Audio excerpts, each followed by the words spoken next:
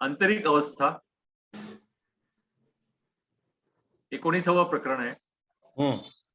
नेहमीचे जीवन जगताना आणि विशेषतः प्रगतीच्या दिशेने काम करीत असताना कोणकोणत्या अवस्था तुम्हाला भेटतील याचे पुरेसे भान असणे आवश्यक आहे. त्यांचे वर्णन करण्यासाठी मजकडे प्रतिमांचा वापर निरूपके करण्याशिवाय दुसरा मार्ग नाही.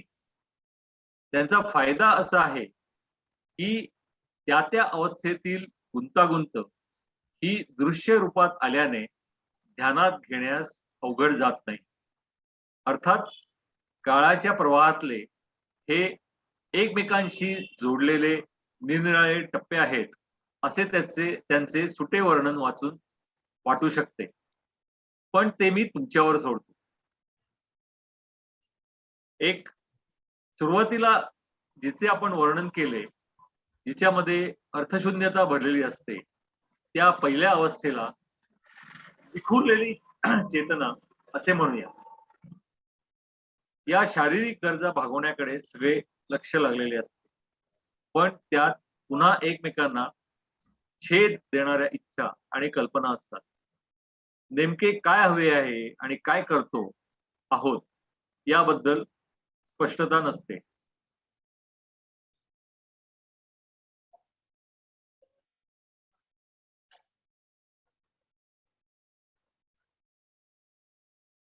या अवस्थेत माणूस सतत बदलत्या रूपांमध्ये हरवून उडत जातो.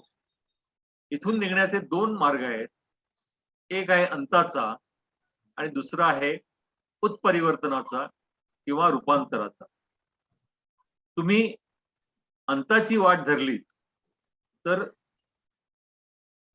तुम्ही एका काळोख्या कोलाहलाच्या प्रदेशात प्रवेश कराल. प्राचीन लोकांना हा मार्ग ठाऊक होता आणि ते नेहमी त्याची जागा पाताळात किंवा खोल गर्तेत दाखवत असत. इतर काही जण या पाताळ लोकात येऊन नंतर पुनर्जन्म घेऊन तेजोमय अवस्थेत येत. हे लक्षात ठेवा की या प्राणोत्क्रमणाखाली आहे विखुरलेली चेतना. मानवी मन हे देहांताला नंतरच्या उत्क्रमणाशी जोडत असते आणि विखुरलेल्या चेतनेचा संबंध गर्भधारणेच्या आधीच्या स्थितीशी जोडते. तुमची वाटचाल प्रगतीच्या दिशेने असेल तर अंत याचा अर्थ तुम्ही तुमच्या पूर्वीच्या अवस्थेपासून वेगळे झाला आहात. या अंतापासून तुम्ही वर निघाला आहात.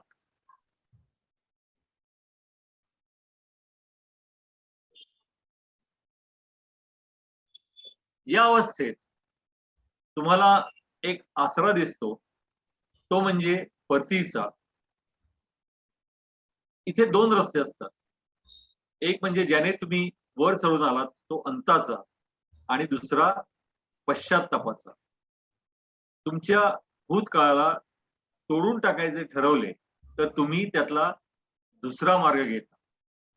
तुम्ही परतीचा मार्ग धरलात तर पुन्हा खोल गर्दीत जाऊन पडणार आणि एका बंद कोठडीत असल्याचा अनुभव घेणार.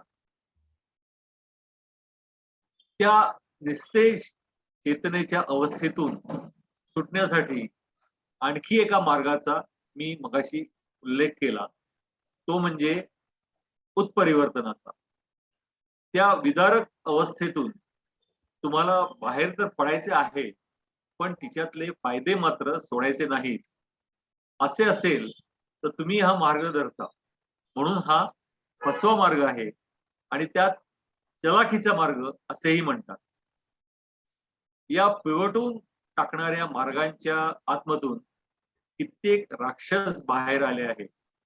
त्यांनी नरकांची मालिका न सोडता त्यांना नरकाची मालकी न सोडता स्वर्ग पादाक्रांत करायचा होता. परिणामी त्यांनी आपल्यातला प्रचंड गदारोळ भूलोकावर लादला.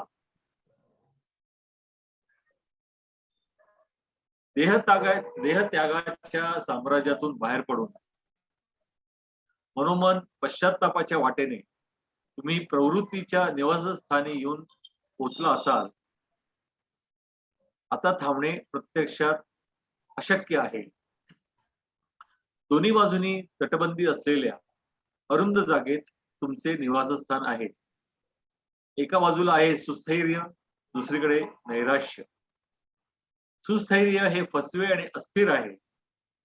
त्या बाजूने गेलात तर शाश्वतेच्या कल्पनांनी तुमची फसगत होईल आणि तुम्ही वेगाने खाली खेचले जा. तुम्ही जर नैराश्याचा रस्ता धरलात तर तो अतिशय कष्टाचा असणार आहे, पण तोच तेवढा खोटा नसणार आहे. सध्या मी इथे थांबतो, कारण की मोठं प्रकरण आणि खूप मला असं वाटतं स्वतःला की खूप काही याच्यामध्ये समजून घेण्याच्या गोष्टी खूपच आहेत. त्यामुळे मी चर्चेसाठी म्हणून या 5व्या मुद्द्यानंतर मी थांबतो. मग याच्यावर चर्चा झाली आणि जर समजून घेतल्यानंतर मग आपण पुढे जाऊ शकतो. नेहमीचे जीवन जगताना आणि विशेषतः प्रगतीच्या दिशेने काम करत असताना कोणकोणत्या अवस्था भेटतील याचे पुरेसे भान ही आंतरिक अवस्था. आणि सुरुवातीला जिचे आपण वर्णन केले, जिच्यामध्ये अर्थशून्यता भरलेली असते, त्या पहिल्या अवस्थेला विखुरलेली चेतना असे म्हणूया.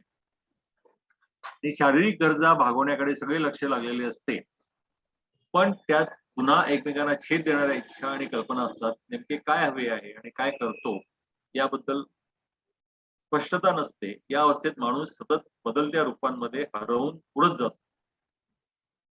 हा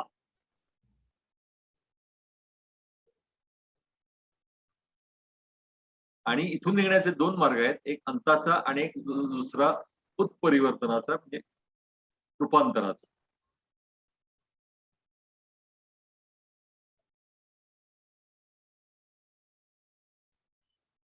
अंताचा मार्ग म्हणजे ते आहे ती परिस्थिती ऍक्सेप्ट करून हे असंच असणार आहे, ह्याच्यामध्ये कधी सुधारणा होणार नाही, हे जगच असं आहे, हे आयुष्य असंच असतं, असंच अमुक एक असंच वागणार, अमुक तसंच वागणार, किंवा या गोष्टी अशाच घडणार, असं करून त्याच्यात मग मला वाटतं असे विचार माणसाला अंताकडे घेऊन जातात. आणि दुसरा जो मार्ग त्यांनी सांगितलेला आहे तो उत्परिवर्तनाचा, की जो अंताच्या कदाचित विरुद्ध असेल, की जिथे समोरची परिस्थिती, सभोवतालची परिस्थिती बदलू शकते. अमुक एक व्यक्ती तिचे विचार किंवा तिचं वागणं हे बदलू शकतं आणि तो बदलायचा प्रयत्न, याच्यामधून मग जो काही मार्ग दिसेल तो कदाचित उत्परिवर्तनाचा असेल, असं मला वाटतं. कुठला शब्द आहे तो? परिवर्तनच्या आधी काय म्हटलंय तुम्ही? अंताचा. नाही, परिवर्तन शब्द आता उत्परिवर्तन. उत्परिवर्तन का? किंवा म्युटेशन, त्याचं इंग्रजीमध्ये म्युटेशन असा शब्द आहे. अच्छा, आता सध्या त्या व्हायरसमुळे ते म्युटेशन हा शब्द येतोय आणि त्याचं लोकसत्तामध्ये भाषांतर उत्परिवर्तन असं केलेलं आहे. बर, म्हणून मी तो उत्परिवर्तन शब्द वापरलेला आहे. नाही, पण ते रूपांतर हे जास्त चांगलं बरोबर सर, मला असं वाटतं. कारण उत्परिवर्तन म्हटल्यानंतर ते कुठेतरी वरती किंवा वरती, म्हणजे काय म्हणायचं, वरती किंवा चांगल्यासाठी किंवा कुठे असा कदाचित एक अर्थ निघतो. म्युटेशनचा शब्द असेल तर रूपांतर हे जास्त अप्रोप्रिएट असं वाटतं. रूपांतर हे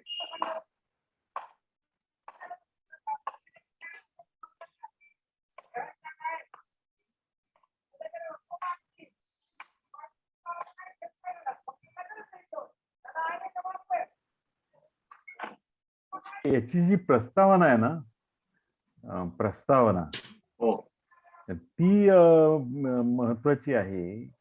आणि तुम्ही परिच्छेद 1 कडे गेला होतात, पण मी त्याच्या आधी जी प्रस्तावना आहे त्याच्याकडे जाऊ इच्छितो. हो. त्याच्यामध्ये काय म्हटलेलं आहे की तुम्ही ह्या मार्गाने निघालात, म्हणजे एक आंतरिक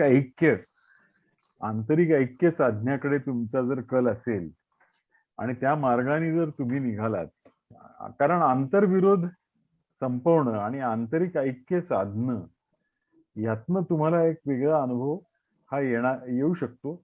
आणि तशा दृष्टीने जर तुम्ही जगायचा प्रयत्न करायला लागलात तर ते काय एक म्हणजे तुम्ही ठरवलं आणि ते साध्य झालं. तुम्ही ते ठरवलं आणि ते साध्य झालं असं होण्याची शक्यता नाहीये. त्याच्यामध्ये तुम्हाला वेगवेगळे आव्हानं तुमच्या समोर येणार आहेत. याची थोडीशी जाणीव सिलो आपल्याला करून देत आहे. आणि म्हणून तो म्हणतो की तुम्हाला ह्या मार्गावर जात असताना कोणकोणत्या अवस्था भेटतील याचं तुम्हाला थोडीशी जाणीव असणं आवश्यक आहे. नाहीतर काय होईल, नाहीतर फसगत होईल. आणि ती फसगत होईल, त्यातनं गोंधळ होऊ शकतात, त्यातनं अनर्थ होऊ शकतो.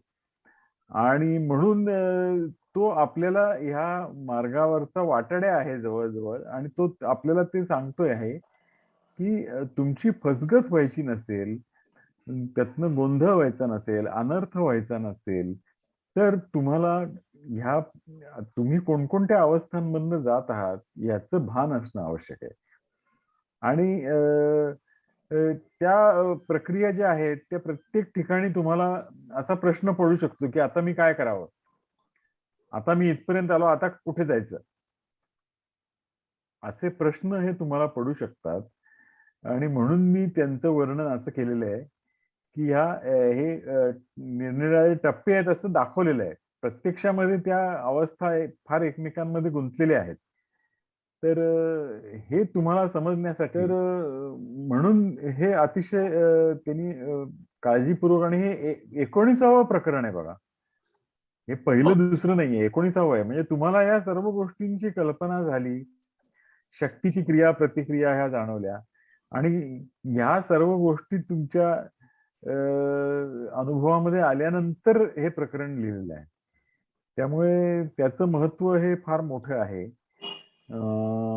असं मला स्वतःला वाटतं. आणि माझा स्वतःचा अनुभव देखील तसंच सांगतो की याच्यामध्ये फार अर्थ दडलेला आहे. आणि त्यामुळे ते अतिशय काळजीपूर्वक आपल्याला बघितलं पाहिजे. हे त्या प्रस्तावनेवरनं आपल्या लक्षात येईल.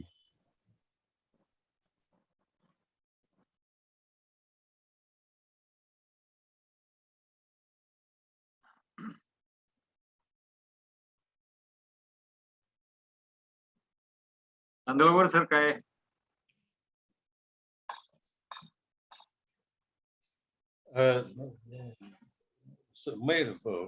डिटेल वाचन न करता इम्प्रेशन्स ज्या दिसतात मला जाणवल्या, म्हणजे ॲसेंट वरती जाण्याचा एक प्रवास मार्ग, आणि म्हणजे टेकडीवर जातोय, पर्वतावर जातोय, वरच्या स्टेजेसवर जातोय, अशा प्रकारचं हे प्रवासचं वर्णन आहे.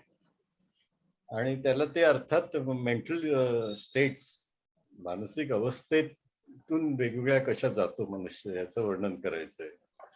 आणि त्याला शब्द प्रतिमांचाच उपयोग केलेला आहे त्यांनी. म्हणजे त्याला करावासा वाटतो असं त्याच्यात लिहिलंय. नंतर त्याची जी आणि ते भाषांतर वाचलंच पाहिजे मला, कारण त्याच्यात आणि अर्थ जास्त समजेल. इंग्रजीचं वाचतोय मी, डेथ असा शब्द वापरलाय. आणि म्हणजे पुनर्जन्म, पुन्हा वेगळ्या प्रकारे जगता येणं, नवीन काहीतरी दिसणं, आणि मृत्यू झाल्याचं एक जे यातना असतात त्या भोगल्यावर ते कळलेलं असते, अशा प्रकारचं एक वाटते. आता मगाशी उपटकर सरांनी म्हटलं की प्रवास काय तसा सहज नाहीये, सुखकर नाहीये. तिकडे अडचणी येणार, आणि सगळ्यात महत्वाचं म्हणजे चकवा येणार आहे, चकवलं जाणार. म्हणजे आपल्याला वाटतंय की हा मार्ग आहे, हे इथून यश मिळते, तसं काय नसेल, असं पुढचं वाचताना ऐकताना ते वाटत होतं. की हा फ्रस्ट्रेशन चांगलं आहे, कारण तिकडे तुम्ही धडपडत असता, अशा प्रकारचे संदेश दिलेले आहेत. वाटाड्याच आहे, हे एक वाटाड्या आपल्याला सांगतोय. मला मागे जाण्याचा एकच उल्लेख द्यायचा, म्हणून ते झोप आणि जागेपण याच्यातला जो जागेपणाचा मुद्दा होता तो वाचताना मला समजला नाही. पण गेल्या आठवड्यात राजेंद्र आणि मी असताना तो शक्तीचा अनुभव दिला आपल्याला. त्यात मला जे जागेपणाची इथे जी वर्णन केलेलं आहे की प्रत्येक बिंदूमध्ये, रक्ताच्या बिंदूमध्ये शक्ती आहे आणि सर्क्युलेट होते फास्ट, असा जो अनुभव म्हणतोय तो तिकडे ते घेता आला मला. आणि त्यातला अशा प्रकारे शारीरिक म्हणा, आंतरिक म्हणा, असा अनुभव मी घेतला नव्हता. आणि तेव्हाच ते हा काय म्हणतोय शक्तीचं अस्तित्व हे थोडं जाणवलं. आता त्याच्या पुढचं काय मला माहिती नाही. दैनंदिन जीवनात जगताना कुठेतरी हे जे वाचताना कुठेतरी जगतो. राजेंद्रनी सांगितलंय मी असं अनुभवलंय वगैरे, तसं वाटते मध्ये मध्ये. उदाहरणार्थ ते थँक्स गिव्हिंगचं ते म्हटलं की चांगले क्षण एकात्मता साधल्यावरच होत असतात. Best of our desires, abilities आपण आपल्या भावना आणि कृती आणतो, त्यावेळेला एक समाधान झालेलं असतं आणि ते आपल्या मेमरीत कोरलेलं असते, त्याबद्दल वाद नाही. आणि ती आठवल्यावरही बरं वाटते, अरे ह्या असंच वाटलं पाहिजे पुन्हा, ते रिपीट झालं पाहिजे. हा दैनंदिन जीवनातला मला अनुभव आहे. पण हे आता जे प्रकरण आहे ते जरा त्याच्यापेक्षा फार ऍडव्हान्स मला वाटते, की तिकडे वेगवेगळ्या अवस्था आहेत. आणि त्या खरं म्हणजे आता पण समजलं पाहिजे एवढं आयुष्य जगल्यावर, पण अशा प्रकारे अजून काय समजलं असं वाटत नाही. म्हणून ते सावकाश आपण जाऊया, काय समजेल तेव्हा समजेल. पण शक्तीचे अस्तित्व याचा एक अनुभव घेऊन आकलन वेगळं झालं. तसंच आपण मनन करताना कदाचित समजेल आपल्याला. थांबतो.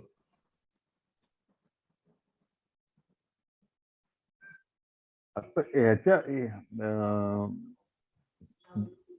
झोप हा जो शब्द आहे आणि जागेपणा हा बघा, हे दोन शब्द आपल्याला अगदी पहिल्यापासून भेटत आलेले आहेत. म्हणजे अंतर्मुखतेच्या पहिल्या समजून घेण्याची वृत्तीपासून हे शब्द आपल्याला भेटत आलेले आहेत. आणि त्यामुळे त्यांचा अर्थ आपण जे जगाकडे बघतो त्या दृष्टीकडे त्याचा अर्थ आहे. म्हणजे आपण कोणत्या दृष्टीने जगाकडे बघतो, कोणत्या दृष्टीने आपल्या जगण्याकडे बघतो, कोणत्या दृष्टीने आपल्याकडे बघतो, असे ते वेगवेगळे पदर हे त्या झोप आणि जागेपणा या शब्दांना आहेत. आणि प्रगती याचा अर्थ जेव्हा आपण प्रगतीच्या दिशेने जाताना, म्हणजे प्रगतीच्या दिशेने जाताना याचा अर्थ आपण ज्या वेळेला आपले आंतरिक ऐक्य किंवा आपल्याला काय वाटतं, आतून काय वाटतं ह्याच्याकडे जेव्हा आपण लक्ष द्यायला लागतो, तेव्हा त्या प्रगतीच्या दिशेने आपण वाटचाल करतोय असं म्हणता येईल. कारण पहिलंच जे वाक्य आहे प्रस्तावनेचं, त्याच्यामध्ये त्यांनी म्हटलेलं की नेहमीचे जीवन जगताना. आता नेहमीचे जीवन याचा अर्थ काय, तर आपल्याला आपण काहीतरी उदरनिर्वाहाचं काम करतोय, आपली मुलं बाळ आहेत, संसार आहे, काम आहे, पैसा आहे, नोकरी आहे, आरोग्य आहे, तमुक आहे, आणि या सगळ्याची आपण काळजी घेत जगत असतो. आणि हे जगत असताना मग आपल्याला प्रगती करावीशी का वाटते, आणि ती प्रगती याचा अर्थ पैशाची प्रगती किंवा संसारातली किंवा नोकरीतली प्रगती असं इथे अभिप्रेत नाहीये. तो दुय्यम भाग आहे. तो होत असेल तर तो दुय्यम, पण त्याला प्रगती म्हटलेलं नाहीये. प्रगती याचा अर्थ आपण आपल्या आंतरिक ऐक्याकडे वाटचाल करतो आहोत, असं त्यातनं सूचित केलेलं आहे. कारण आपण जे नेहमीचं जीवन जगतोय, नेहमीच्या जीवनामध्ये मी माझं कुटुंब, माझं काम, माझं अमुक, माझं तमुक हे करत असताना शेवटी आपल्याला तो प्रश्न पडतो की मी करत राहिलो, ते मी आणि माझं एक दिवस संपणार आहे. एक दिवस संपणार आहे आणि मग त्याला ते संपणार असेल तर मग ह्या सगळ्याला काही अर्थ नाही. असं हे त्यांनी वारंवार आपल्याला सांगितलेलं आहे, की हे जोपर्यंत आहे तोपर्यंत ठीक आहे, पण ते एक दिवस जर संपणार असेल, तर मग त्यामध्ये काही अर्थ नाहीये. आणि मग ते संपणार नाहीये ह्याचा अनुभव कधी येतो? जेव्हा आपण जोडलेलो असतो आपल्या सभोवतालची आणि ती कशी जोडलेलो असतो, तर ती शक्ती आहे, चेतना आहे, त्याचा आपल्याला कुठेतरी अनुभव येतो आणि मग आपल्याला वाटतं की आपण हे असे तुटक नाही आहोत. मी माझं आणि त्या वर्तुळामध्येच आपण बंदिस्त आणि तुटक असे नाही आहोत. तर आपण जोडलेलो आहोत. हे भान होणं आवश्यक आहे. हे नुसतं समजणं आवश्यक नाहीये. आणि त्या ज्या वेळेला समजायला लागतं त्यावेळेला आपण थोडं आत डोकावून बघायला लागतो आणि मग ते प्रगतीच्या दिशेने आपण काम करतो. आणि मग तसं वाटत असताना आता ह्याच्यामध्ये बऱ्याच अवस्था येऊ शकतात. आणि त्यांनी हे फार खुबीने सांगितलंय बघा. त्यांनी असं नाही सांगितलं की तुम्ही इथे फसाल म्हणून प्रस्तावनेमध्ये. कुठेही तो असं म्हणत नाही की तुमची फसगत होईल वगैरे वगैरे. ते नंतर आपण वाचल्यानंतर आपल्याला समजतं. त्यांनी एवढंच म्हटलंय की हे पुढे जात असताना कोणकोणत्या अवस्था तुम्हाला भेटतील याचे भान असणे आवश्यक आहे. म्हणजे याचं भान नसेल तर काय होईल? याचं भान नसेल तर तुम्ही कदाचित तुम्ही ज्या अवस्थेपासून सुरुवात केली तिथेच परत येऊन पोचाल किंवा त्याच्याही खाली जाल अशी शक्यता आहे. किंवा तुमची प्रगती होती असा तुम्हाला भास होईल. किंवा अशी तुमची समजूत होईल की आपली प्रगती होतीये. परंतु प्रत्यक्षामध्ये तुम्ही दोन्ही डगरींवर पाय ठेवून इच्छिता असं कदाचित होऊ शकेल की तुम्ही एक जी तुमची आधीची अर्थशून्य अवस्था आहे आणि ती कशामुळे आहे तर ती ज्या गोष्टींना तुम्ही वास्तव समजता त्यांना त्या खऱ्या म्हणजे त्या अशाश्वत आहेत आणि नंतर तुम्हाला कोणीतरी येऊन सांगतं की नाही नाही हे शाश्वत सत्य आहे, माझ्याकडे शाश्वत सत्य आहे असं म्हणून तुम्ही त्या एखाद्या बाबाच्या नादी लागलात तर परत तुमची फसगत होऊ शकते. तुम्हाला एक स्थैर्य वाटू शकते, मनाला शांती मिळते. कित्येक लोक असं म्हणतात ना, मला मनाला शांती मिळते म्हणून मी तिकडे जाऊन बसतो. बरं का? म्हणजे खरंच आहे ते. तिथे तुम्ही जाऊन बसलात समजा आता आपल्याकडे हे आहे जंगली महाराज मंदिर आहे. त्याच्या तिथनं तो जंगली महाराज रस्ता त्याच्यावर ट्रॅफिक धावत असतो. पण तुम्ही त्या जंगली महाराज मंदिरामध्ये जाऊन बसला वरती टेकाडावर तर तुम्हाला शांत वाटतं, निवांत वाटतं. तिथे काय तो तुम्हाला कोलाहल जाणवत नाही. आणि त्यामुळे तुमची अशी समजूत होते की आपण जर वारंवार त्या मंदिरात जाऊन बसलो तर आपला मनाला शांती मिळेल. पण ती मनाला शांती ही खरी आहे का तो आभास आहे? हे तुम्हाला कळणार कधी? जेव्हा तुम्ही तुमच्या नेहमीच्या जीवनात परत जाल तेव्हा. म्हणून नेहमीचे जीवन जगताना हा फार महत्वाचा शब्दप्रयोग इथे आहे. नेहमीचे जीवन जगताना आणि विशेषतः प्रगतीच्या दिशेने काम करीत असताना कोणकोणत्या अवस्था भेटतील हे तुम्हाला भान असणं आवश्यक आहे. त्यामुळे आपण असं करू शकतो आणि आपल्या मनाचे खेळ हे फार सूक्ष्म असतात. मनाचे व्यापार फार सूक्ष्म असतात. हे सिलोला चांगलंच माहिती असल्यामुळे त्यांनी हा आपल्याला दाखवलेला आहे की खरंच आपली प्रगती होतीये का आपण तशी समजूत करून घेतोय. हे तुम्हाला समजणं आवश्यक आहे. नाहीतर तिथे वेगवेगळे प्रकार घडू शकतात आणि त्यांनी उदाहरणं सांगितलेली आहेत. म्हणून सुरुवातीला आता पहिल्याच ह्याच्यामध्ये काय म्हटलंय की अर्थशून्यता भरलेली असते. म्हणजे काय? अर्थशून्यता भरलेली असते ती पहिली अवस्था म्हणजे काय? तर ज्या गोष्टी आपल्याकडे आहेत, ज्या माझ्या आहेत, त्या माझ्या कधीतरी संपणार आहेत. असं जर तुम्हाला वाटायला लागलं तर तिथे ती अर्थशून्यता आहे. म्हणजे मी आहे, माझं नोकरी आहे, पैसा आहे, अमुक आहे, ढमुक आहे, तमुक आहे, आणि ते सगळं आरोग्य आहे, आणि ते सगळं एक दिवस संपणार आहे. असं जर तुम्ही मनात हा विचार जर मध्यवर्ती ठेवला तर तुम्हाला ते सगळं अर्थशून्य वाटायला लागतं. आणि तिथे मग तुम्हाला विखुरलेली चेतना, म्हणजे कुठल्याही एका गोष्टीमध्ये तुम्ही ती शक्ती लावू शकत नाही. आणि त्यामध्ये समजा तुम्ही ती लावलीत, करिअरवर लावलीत, तरी ते करिअर एक दिवस संपणार आहे.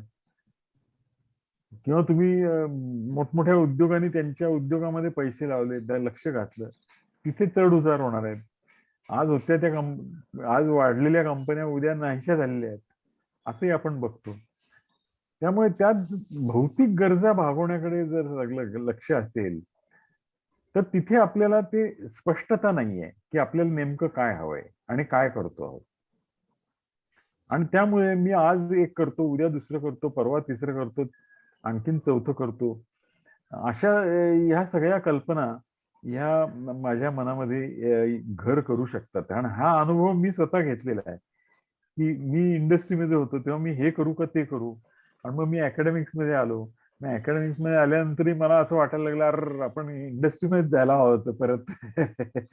कित्येक दिवस मला असं वाटायचं, अरे आपण चूक केली, अकॅडमिक्स मध्ये आलोय, आपण ते तिकडेच जायला होतं, तिकडे आपल्याला जास्त स्वातंत्र्य होतं, तिकडे आपल्याला हे होतं वगैरे वगैरे, असे ते विचार यायला लागले.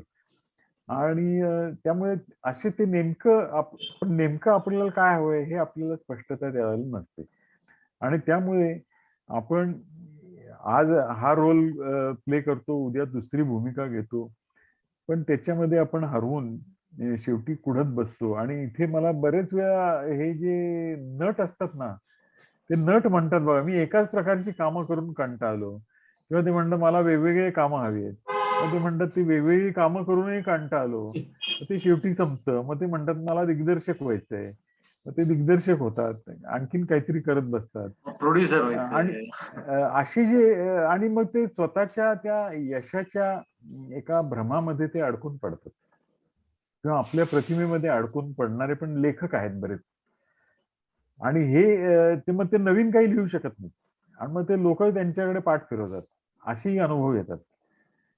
आणि हा प्रकार फक्त म्हणजे कलावंतांच्या बाबतीतच होतो असं नाही. आपण जर आपल्या त्याच प्रतिमेच्या मध्ये अडकून पडलो आणि त्याच्यातच फिरत राहिलो तर शेवटी लोक आपल्याकडे किती येणार ना, कारण काळ बदलत असतो. आणि ते लोक शेवटी मग कालबाह्य होतात, आणि मग ते अडगळीत पडतात, आणि मग त्यांना ते नैराश्य येतं. आणि असं नैराश्य आयुष्याच्या अखेरच्या भागात येणं हे किती हे आहे ना, वाईट आहे ना. पण ते नैराश्य का आलं, तर ते त्या अर्थहीन अर्थशून्य अशा त्या चक्रामध्ये ते सापडले.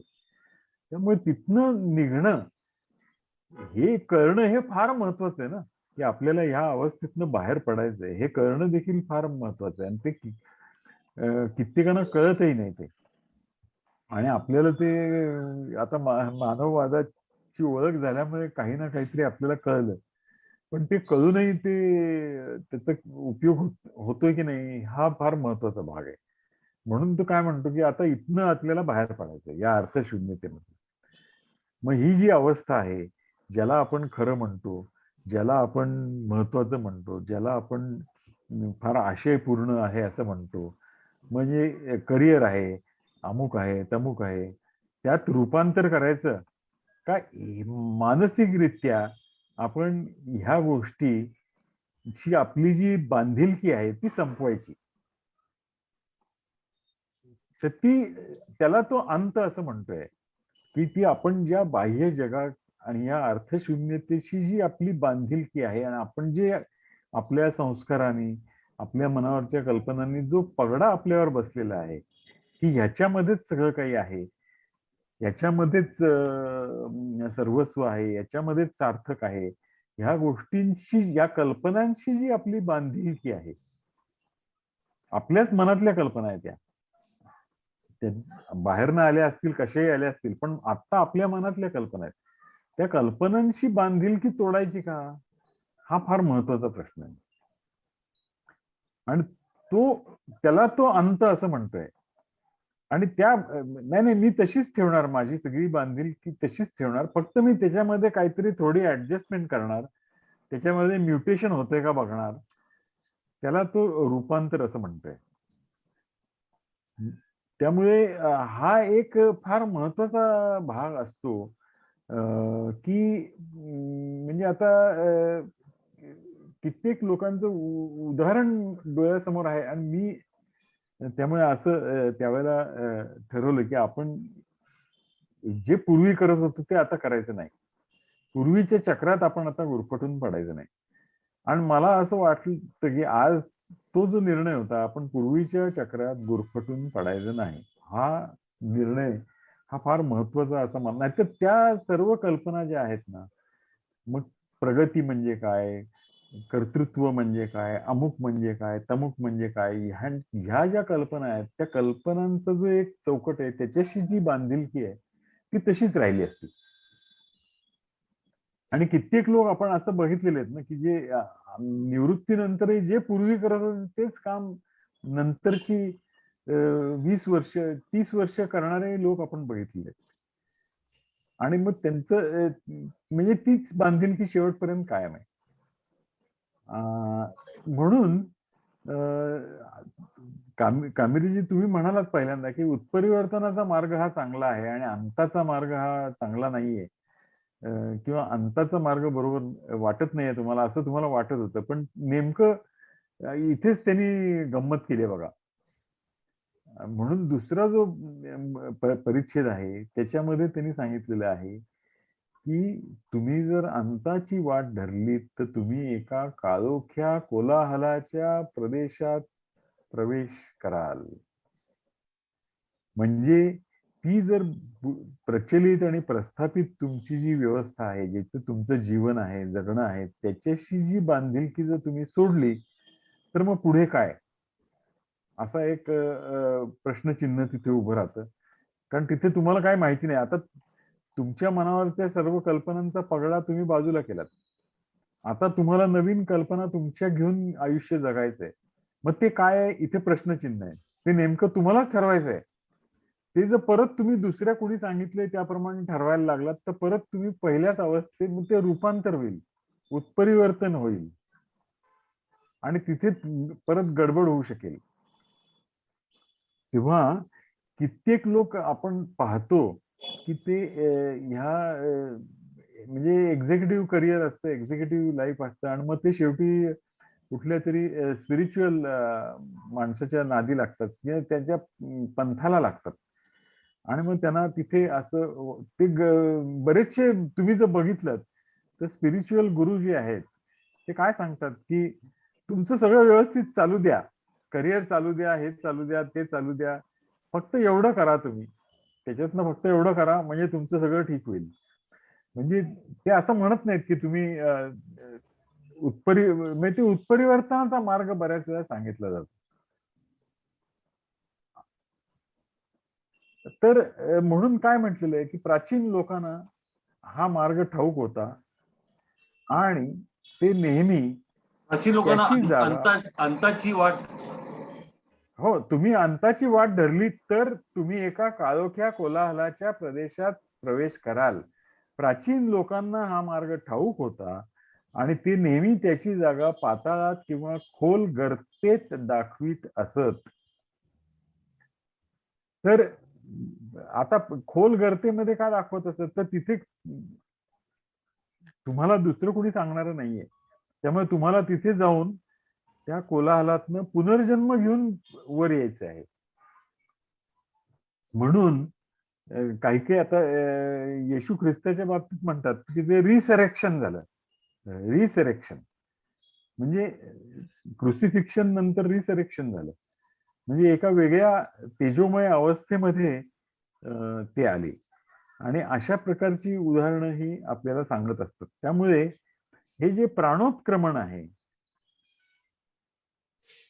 उत्क्रमण जे आहे, उत्परिवर्तनापेक्षा उत्क्रमण, प्राणोत्क्रमण हे फार महत्वाचं आहे. म्हणजे जवळजवळ आम्ही पूर्वीचं माझं जे जगणं होतं ते संपवून मी नवीन जन्म घेतला, असंच जवळजवळ ते इतका तो महत्वाचा बदल आहे, इतका तो महत्वाचा फरक आहे.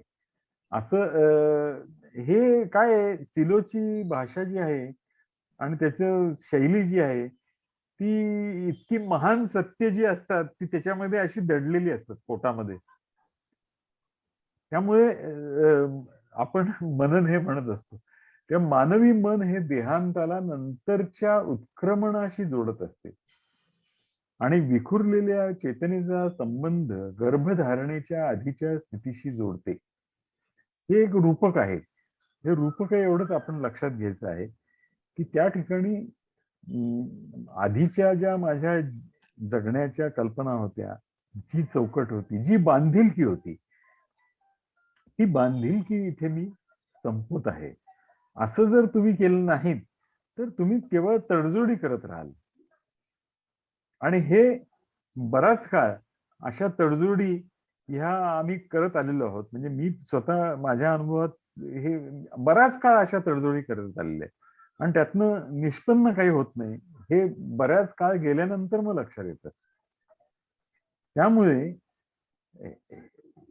तुमची वाटचाल प्रगतीच्या दिशेने असेल तर अंत याचा अर्थ तुम्ही तुमच्या पूर्वीच्या अवस्थेपासून वेगळे झाला आहात.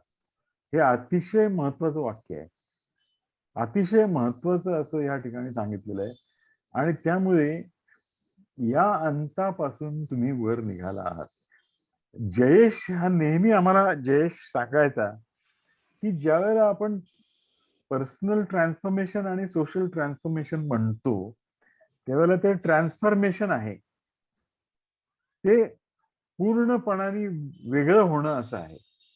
पूर्णपणाने तुम्ही वेगळं झालात म्हणजे मग ते ट्रान्सफॉर्मेशन आहे. मग ते ट्रान्सफॉर्मेशन माणसाचं माकड होणं असं नाहीये, पण आपल्या मनातल्या सर्व कल्पना, बांधिलकी हे सोडून देऊन आपली बांधिलकी आपल्या आंतरिक अनुभूतीशी निर्माण होणं ही अतिशय महत्वाची गोष्ट आहे. म्हणून तो अंत याचा अर्थ तुम्ही तुमच्या पूर्वीच्या अवस्थेपासून वेगळे झाला आहात. या अंतापासून तुम्ही वर निघाला आहात. असा तो भाग आहे. आणि त्याच्यानंतर मग त्यांनी काय म्हटलंय की या अवस्थेत तुम्हाला एक आसरा दिसतो. म्हणजे हे तुम्ही करायला लागल्यानंतर तुम्हाला असं वाटू शकतं की अरे आपण पूर्वीचं आपलं आयुष्य किती चांगलं होतं, आपण त्याच्यातून जाऊन पडलो. काही लोक असेही म्हणतात फार डोक्याला कटकट करून न घेता जसं आहे तसं जगा, चार चौघांसारखं जगा आणि त्यामुळे तुमच्या डोक्याला ताप होणार नाही. असं आपण बऱ्याच वेळा ऐकतो ना. उगाच कशाला तुम्ही या भानगडीत पडताय, उगाच कशाला डोक्याला त्रास करून घेताय. डोक्याला त्रास करून घेऊ नका. आहे त्यात समाधान माना, चार चौघांसारखं जगा आणि पुढे चला. तर हा जो भाग आहे याला परतीचा रस्ता आहे. म्हणजे मग तुम्ही परत त्या अर्थहीन अर्थशून्य अवस्थेमध्ये विखुरलेल्या चेतनेमध्ये मी माझं ह्या चौकटीमध्ये जाऊन पडणार आहात. पडायचं असेल चांगली गोष्ट आहे. आता दुसरा आहे तो पश्चात्तापाचा.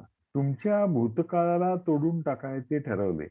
आता इथे तुमच्या भूतकाळाला तोडून टाकायचं म्हणजे ज्या बांधिलकीच्या कल्पना होत्या, ज्यांच्याशी बांधिलकी होती जगण्याच्या, ज्या पद्धतीशी आणि कल्पनेशी आणि एकूण चौकटीशी बांधिलकी होती, ती तोडून टाकायची ठरवली तर तुम्ही दुसरा मार्ग घेता. तो म्हणजे पश्चात्तापाचा. त्यामुळे आपण हे केलं पण त्यात अर्थ आपल्याला वाटला नाही आणि ते सत्य आहे आणि परत आपल्याला त्या नशेमध्ये जाऊन पडायचं नाहीये. परत आपल्याला त्या झोपेमध्ये जाऊन पडायचं नाहीये.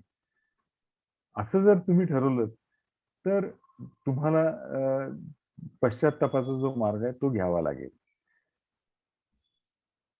आणि हे ज्या वेळेला तुम्ही एखादी सवय तोडून टाकता, म्हणजे माझ्या बाबतीत सांगायचं, मी धूम्रपानाची सवय जेव्हा तोडून टाकली 35 वर्षानंतर, त्यावेळेला मला हा अनुभव आला की आपण त्याच्याबद्दल एक प्रकारची शिसारी येते. म्हणजे ती शिसारी येणं ह्याला मी पश्चात्ताप असं म्हणतो की मला ते सिगरेट आणि त्यातनं माझं फुफ्फुस काळी झाली आहे. ते दृश्य सुद्धा बघायला नको वाटायचं. म्हणजे डोळ्यासमोर ती कल्पना आली तरी ती नकोशी वाटायची. आणि त्याच्यामुळे मी ते सोडू शकलो. तर हा एक थोडा छोटासा अनुभव इथे मला दिसला. तर जर तुम्ही परतीचा मार्ग घेतला तर तुम्ही परत त्या अर्थशून्यतेच्या ह्याच्यात जाऊन पडणार आहात. आणि आता तो काय सांगतो चौथ्या परिच्छेदामध्ये, आता गंमत जी आहे ती त्या उत्परिवर्तनाची आहे, म्हणजे म्युटेशनची. आणि ज्या म्युटेशनचा मार्ग हा बऱ्याच लोकांना तो आवडतो आणि तो हवासा वाटतो आणि तो आकर्षक वाटतो आणि तो देखील दाखवला जातो बऱ्याच लोकांकडनं. त्या निस्तेज चेतनेच्या अवस्थेतून सुटण्यासाठी आणखी एका मार्गाचा मगाशी मी उल्लेख केला, तो म्हणजे उत्परिवर्तनाचा. त्या विदारक अवस्थेमधून तुम्हाला बाहेर तर पडायचे आहे, पण तिच्यातले फायदे मात्र सोडायचे नाहीत. असे असेल तर तुम्ही हा मार्ग धरता. म्हणून हा फसवा मार्ग आहे आणि त्याला चलाखीचा मार्ग असेही म्हणतात.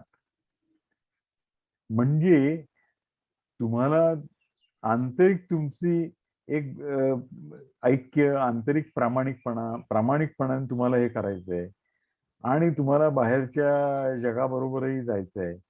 आणि मग तुम्ही म्हणायला लागता, म्हणजे उदाहरणार्थ आमच्या क्षेत्रामध्ये, अकॅडमिक क्षेत्रामध्ये लोक म्हणतात, नाही नाही आम्ही खरोखरीच संशोधन करतोय. परंतु तुम्ही ते संशोधन काम चलाऊ करता, दिखाऊ करता, ते छापून आणता, छापून आणून त्याचे गोडवे गाता. आणि यातनं सगळ्यातनं काय होतं, तर तुम्ही चलाखी दाखवता तुमची.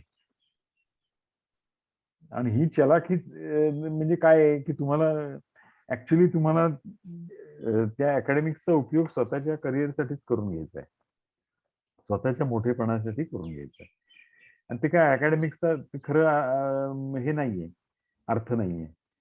आणि त्यातनं मग बरेच तुम्ही ह्या पिळवटून टाकणाऱ्या मार्गाच्या आतमधून कित्येक राक्षस बाहेर आले आहेत. आणि हे सर्व क्षेत्रात तुम्हाला राक्षस बाहेर आलेले दिसतात. ज्या ज्या ठिकाणी त्यांनी उत्परिवर्तन केलेलं आहे, तो मार्ग धरलेला आहे. मग ते मेडिकल प्रॅक्टिस असो, किंवा इंडस्ट्री असो, किंवा स्पिरिच्युअल इंडस्ट्री असो, योगा इंडस्ट्री असो, हे सगळे इंडस्ट्रीज झाल्यात ना आता. माइंड इंडस्ट्री असो, ह्यामधनं तुम्हाला कित्येक राक्षस बाहेर आलेले दिसतात.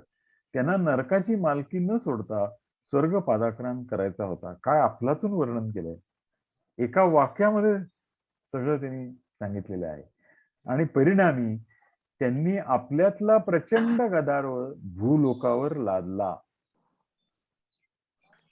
पण मुद्दा असा आहे की त्यामुळे तुम्हाला सर्व क्षेत्रामध्ये तुम्हाला हे दिसेल उत्परिवर्तनाचा, आणि ते आपल्या वैयक्तिक आयुष्यात देखील दिसतं. जर आपण त्या अंताचा मार्ग घेतला नाही, आधीच्या अर्थशून्य अवस्थेची आपण फारकत घेतली नाही, तोडून टाकली नाही बांधिलकी, जर आपण हेही करू आणि तेही करू, असंही करू आणि तसंही करू, याच्यामध्ये आपला जो गोंधळ होणार आहे तो आपण बाहेरच्या लोकांवर, बाहेरच्या आपल्या वागण्यामुळे तो आल्याशिवाय राहणार नाही. आणि हे त्यांनी वर्णन जे केलेलं आहे, मला सिधोचं जे वर्णन आहे ते जास्त वेधक वाटतं. या पिळवटून टाकणाऱ्या मार्गाच्या आतमधून कित्येक राक्षस बाहेर आलेत. राक्षस याचा अर्थ त्याच्यामध्ये एक शक्ती आहे, ती पाशवी शक्ती आहे. आणि तुमच्यामध्ये देखील तो राक्षस तुमच्यामधनं देखील निर्माण होऊ शकतो, असं त्याला सांगायचंय. म्हणजे हे फक्त दुसऱ्यांबद्दल तो सांगत नाहीये, तर तुमच्या स्वतःमधनं देखील राक्षस हा बाहेर येऊ शकतो. म्हणजे तुमची त्या राक्षसावर नियंत्रण तुमचं राहणार नाही, इतकं ते भयानक हे असू शकतं. असा धोका हा त्यांनी आपल्याला इथे दाखवलेला आहे असं मला वाटतं. तर मला वाटतं आज आपण इथे थांबायला हरकत नाही. हे पण सर तुम्ही म्हणलं तसं ते फार, त्यांना नरकाची मालकी न सोडता स्वर्ग पादाक्रांत करायचा होता. हे आतापर्यंत माझ्या कधीच लक्षात द्यायला किंवा मी असा विचार पण नाही केला. आतापर्यंत जेवढ्या गोष्टी वाचल्या त्याच्यामध्ये फक्त राक्षसांना स्वर्ग किंवा देवांना हरवायचं होतं, पण इन द प्रोसेस त्यांना नरकाची मालकी सोडायची नव्हती. नाही, पण हे तो आपल्या गोष्टींमधल्या राक्षसांबद्दल बोलतोय असं नाहीये. नाही हे अर्थात आपल्या स्वतःबद्दल, म्हणजे आपल्या बाबतीत काय घडू शकतं याच्याबद्दल बोलतोय.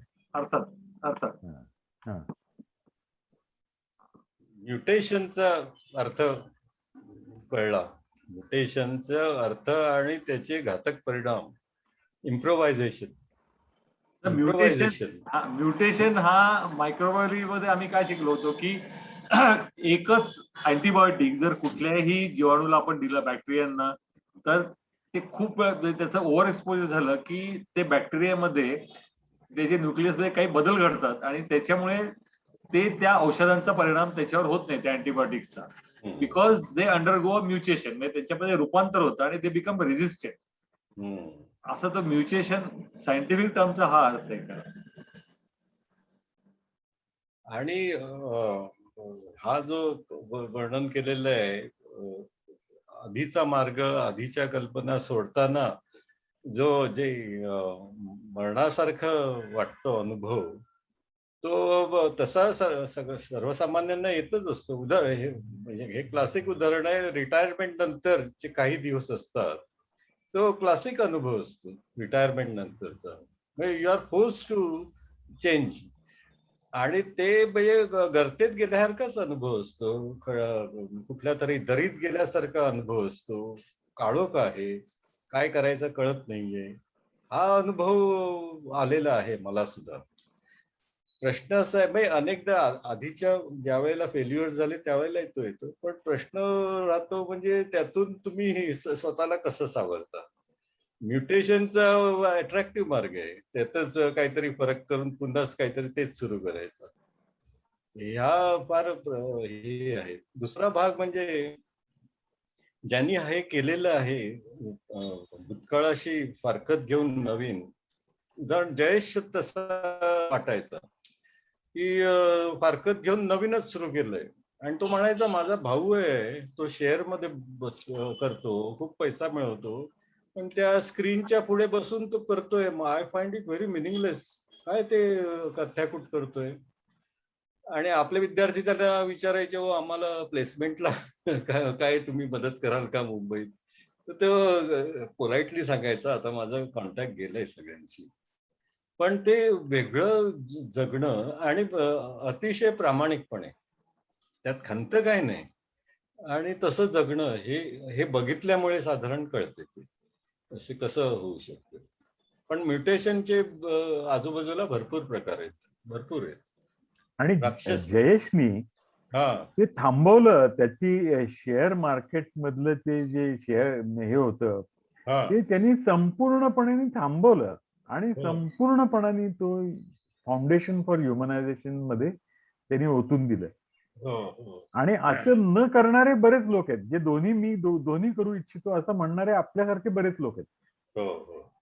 आणि त्यामुळे अशी जी उदाहरणं आहेत ना, की त्यांनी ते संपूर्णपणाने बंदच करून टाकलं आणि नवीन एक आयुष्य घेतलं. आणि कांदळकर सर, तुम्ही म्हणलात ते अतिशय महत्वाचं आहे. म्हणजे असं की आपल्या आयुष्यात अशा अवस्था येतात की येतात पूर्वीची ना. अवस्था संपलेली आहे आता. हो. मी आता संपूर्णपणाने विद्यार्थी दशा माझी संपलेली आहे आणि मला आता स्वतंत्र व्हायचं आहे, स्वतंत्र पायावर उभं राहायचं आहे, ही अवस्था येते. आणि ती अवस्था जर तुम्ही स्वतंत्र होण्याची घेतली नाही आणि पूर्वीच्या त्याच्यात, तर तुम्ही कायम म्हणजे आयुष्याच्या शेवटपर्यंत तुम्ही परावलंबी राहता, दुसऱ्यावर अवलंबून राहता, दुसऱ्याच्या वर खांदा ठेवून, दुसऱ्याच्या खांद्यावर हात ठेवून तुम्हाला चालावं लागतं. हे आपण बघू शकतो. त्यामुळे अशा अवस्था या प्रत्येक याच्यातनं येत असतात. आणि त्यामुळे आपण आता एका नवीन ह्याच्यात आलेलो आहोत आणि नवीन गोष्टीला आपल्याला सामोरं जायचंय. हे आव्हानात्मक हे प्रकरण, दरवेळेला हे प्रकरण आव्हानात्मकच असतं ते. तर पण याच्यामध्ये सॉरी, याच्यामध्ये अजून एक आता रूपांतर झालेलं आहे नवीन पिढीमध्ये, किंवा आता अलीकडे नाही, त्याला पण आता काही वर्ष झाली की रिटायर्ड ही कॉन्सेप्ट आता लोक म्हणतात. म्हणजे अलीकडच्या मुलांना मी 40 असताना रिटायर होणार, मी 45च्या ह्याच्यात रिटायर होणार, म्हणजे काय की त्याच्यानंतर मी काहीही काम करणार नाही, एवढे ते कंटाळून गेलेले असतात. बरोबर. करेक्ट.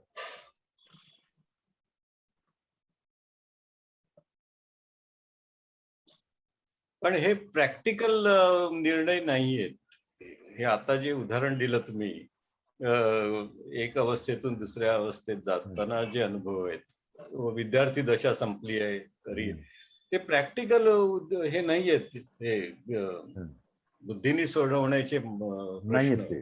ते मानसिक प्रश्न आहेत. मानसिक आंतरिक अवस्थेशी संबंधित. आंतरिक अवस्थेत बदल होण्याचे प्रश्न आहेत, आणि ती बदलली अवस्था तरच तुम्ही दुसरीकडे येता, नाहीतर ते प्रॅक्टिकल लेवलला सुटत नाही.